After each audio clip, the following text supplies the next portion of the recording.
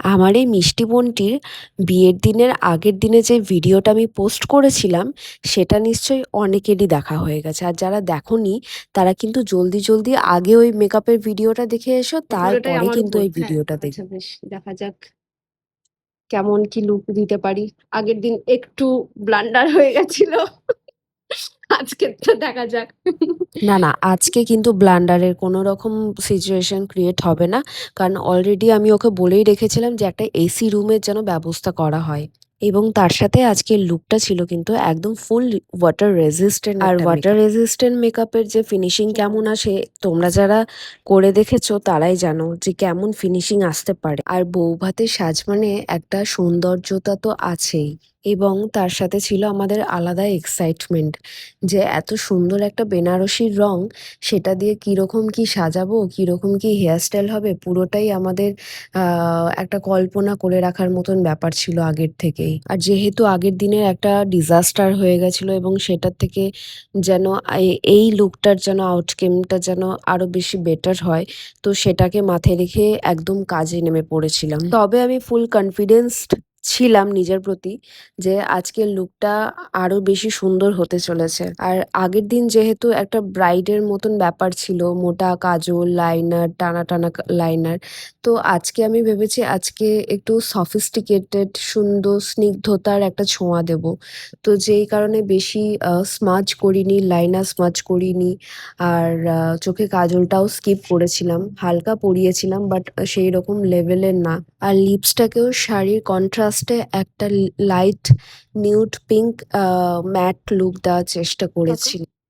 আর আজকের লুকটা সামনে থেকে যারা দেখেছে তারাই বলতে পারবে যে ঠিক কিরকম লেভেলের আজকের মেকআপটা ছিল। মানে কতটা সুন্দর সফিস্টিকেটেড একটা শান্ত স্নিগ্ধতার ছোঁয়া ছিল আজকের লুকটায়। হয়তো কিছু, কিছু সময় ভিডিওর মাধ্যমেও আমরা তুলে ধরতে পারি না যে অ্যাকচুয়ালি ব্যাপারটা ঠিক কেমন লাগছে। বাট তাও আ যতটা পেরেছি তোমাদের সাথে তুলে ধরার চেষ্টা করেছি। এবার তোমরাই জানাবে যে পুরো ব্যাপারটা তোমাদের কেমন লেগেছে। এর ভিডিও, রিল এবং তার সাথে ছবি তো আমি আগেই পোস্ট করে ফেলেছি, অলরেডি তোমরা সবাই দেখে নিয়েছো।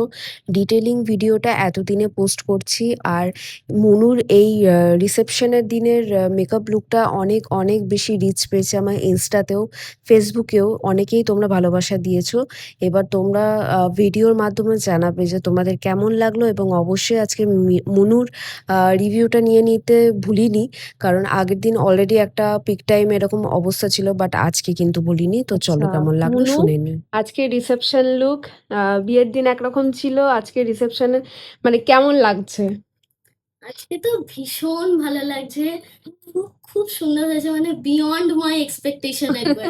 আমি তো টোটালি ব্লাইন্ড ট্রাস্ট করেছিলাম মিমি দিদিকে, and she has done a wonderful job. Thank you so much. খুব সুন্দর লাগছে সত্যি। আর আজকের ছিল ওয়াটারপ্রুফ মেকআপ, দেখা যাক কেমন আসে, বাদবাকি সময়টা কতক্ষণ স্টে করছে এটাই আর কি।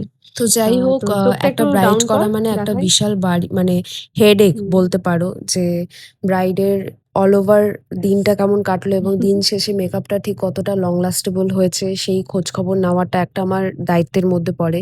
এবং অবশ্যই সেটা আমি জিজ্ঞেস করেছিলাম, চাপে ছিলাম যে কেমন আছে কি না, যাই হোক। এবং ফাইনালি যখন মনু বলল যে না দিদি সত্যি খুব ভালো ছিল, অসাধারণ লাগছিল।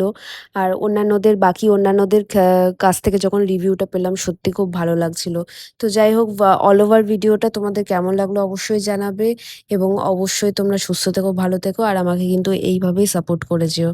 বাই।